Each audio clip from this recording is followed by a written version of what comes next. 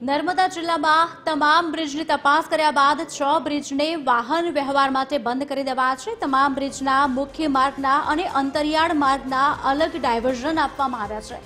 કરજણ નદી પરનો રાજપીપળા અંકલેશ્વર બ્રિજ બંધ કરવામાં આવ્યો છે। આજે નર્મદા જિલ્લા કલેક્ટર અને માર્ગ એન્ડ મકાન વિભાગની ટીમોએ નર્મદા જિલ્લાના તમામ બ્રિજની ચકાસણી કરી। જો કે નર્મદા જિલ્લા કલેક્ટરની મુલાકાત બાદ જે રોડ પર વરસાદને લઈને ખાડા પડ્યા છે તેને સિમેન્ટ અને કોન્ક્રીટથી પૂરવામાં આવી રહ્યા છે અને જે પણ બ્રિજમાં કોઈ ખામી સર્જાય તો તેને તાત્કાલિક ધોરણે મરામત કરવા માટેની સૂચના પણ આપી દેવામાં આવી છે।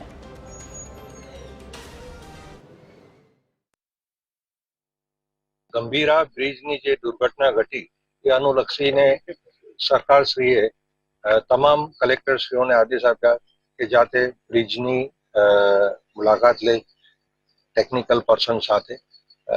એટલે શનિવારથી આપણે મુલાકાત લેવાનું ચાલુ કર્યું છે અને બધા બ્રિજ જોવાઈ ગયા છે અને કેટલાક બ્રિજનું રિપેરિંગ કામ માંગે છે અને એક બ્રિજ કે જે 66 વર્ષ જૂનો છે એ ટેકનિકલી એને સ્ટેબિલિટી રિપોર્ટ ન આવે ત્યાં સુધી અમોએ જાહેરનામા બહાર પાડીને તાત્કાલિક અસરથી બંધ કર્યો છે।